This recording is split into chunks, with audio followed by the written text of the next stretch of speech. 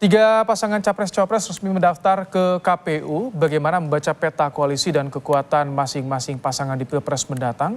Kita akan bahas bersama Direktur Eksekutif Poltreking Indonesia, Hanta Yuda. Selamat petang, Mas Hanta. Selamat petang, Ibrahim. Mas Hanta, setelah tiga pasang calon mendaftar ke KPU, apakah akan ada perubahan signifikan pada persepsi publik?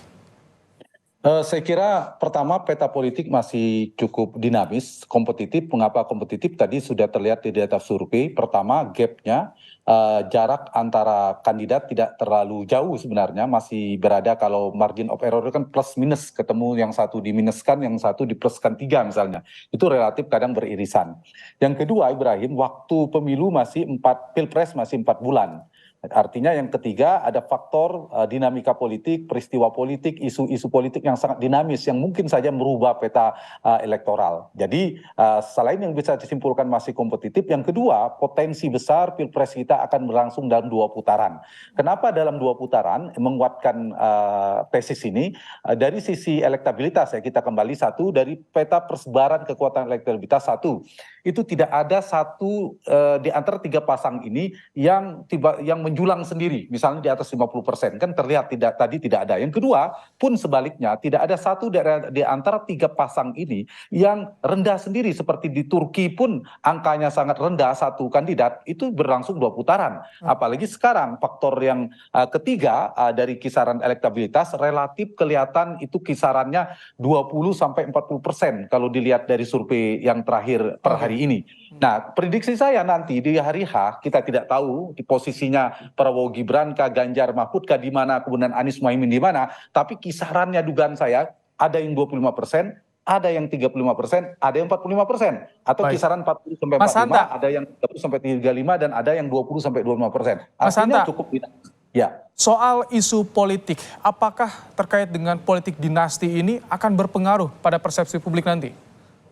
Iya, nanti isu akan muncul banyak sekali. Salah satu isu yang berpotensi menjadi amunisi politik bagi lawan pasangan Prabowo Gibran, atau dengan kata lain menjadi potensi yang bisa mengancam, tanda petik potensi mengancam, meskipun belum tentu Ibrahim ya, menggerus suara Prabowo Gibran, ada isu-isu negatif yang mereka harus hadapi. Sebenarnya ada 3 ancaman, selain satu basis, sebelum saya jawab pertanyaan itu ke sana nanti yang nomor 3. Nomor 1 ada potensi pemilih Prabowo Gibran itu di beberapa basis Prabowo 2019 yang lalu yang masih setia, misalnya Jawa Barat, sebagian besar Sumatera, misalnya mereka ini kan teridentifikasi tidak terlalu menyukai tanda petik Pak Jokowi, atau tidak mengapresiasi kinerja Pak Jokowi. Misalnya mereka kecewa, kemudian mengoreksi kekecewaan itu karena Gibran menjadi wakil Pak Prabowo semakin lengket dengan Jokowi, ada potensi tergerus. Nah, ancaman ini harus dihadapi, saya kira. Yang kedua adalah dari sisi relasi dengan PD Perjuangan, ketegangan politik dan seterusnya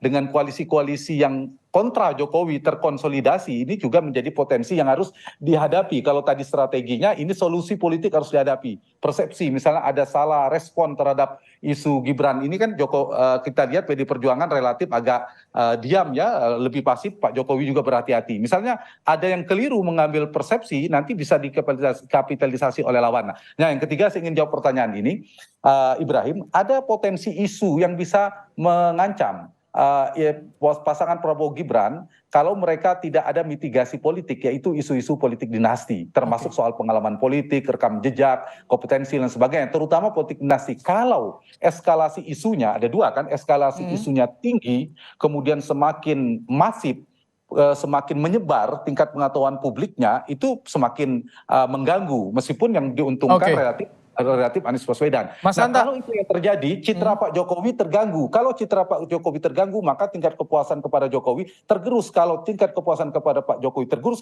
berpengaruh secara langsung maupun tidak langsung kepada pasangan Prabowo Gibran. Mas Hanta, tadi Anda menyinggung soal suara dari PDI Perjuangan. Apakah dengan daftarnya Gibran ini ada potensi suara PDIP di Pilpres akan terpecah? Atau bagaimana, Mas Hanta?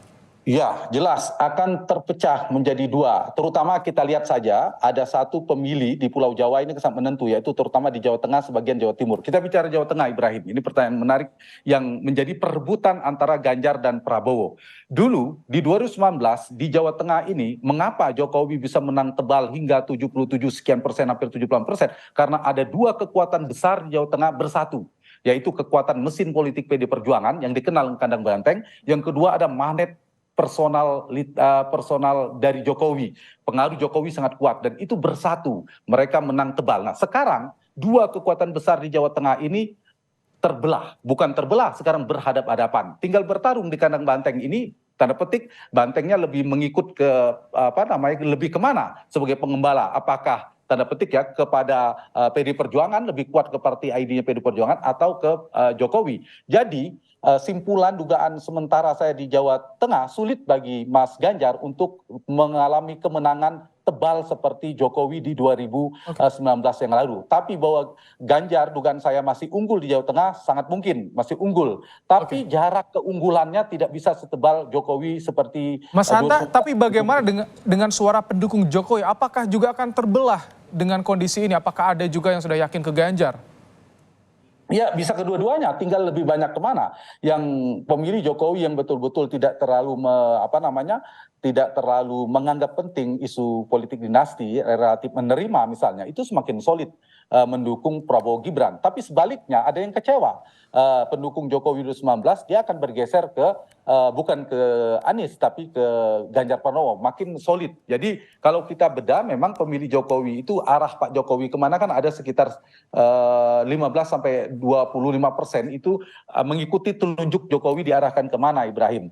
Tapi sekitar 40-45% itu masih mempertimbangkan. Artinya paling banyak itu tidak terlalu terpengaruh. Yang menolak arah Jokowi itu sekitar 10%. Artinya apa? Poin yang ingin saya katakan adalah sebenarnya ada kelompok masyarakat, segmentasi masyarakat memang terpengaruh oleh arah dukungan Pak Jokowi, itu pun terbelah, ada yang setuju dengan Gibran maju dan tidak, tentunya tidak semuanya lalu ke Gibran, bisa terkoreksi seperti Ibrahim katakan tadi, tapi juga ada yang mempertimbangkan. Jadi saya kira selain faktor Jokowi, faktor kandidat penting sekali si capres-cawapres terkait dengan isu yang mereka tawarkan kepada publik, program, performa elektoral si kandidat dua capres-cawapres sangat menentukan selain arah dukung pemilih Jokowi, tren perilaku pemilih dan lain sebagainya. Mas Hanta Yuda, terima kasih telah membaca peta politik kondisi saat ini pasca pendaftaran 3 pasangan capres-cawapres di KPU. Terima kasih.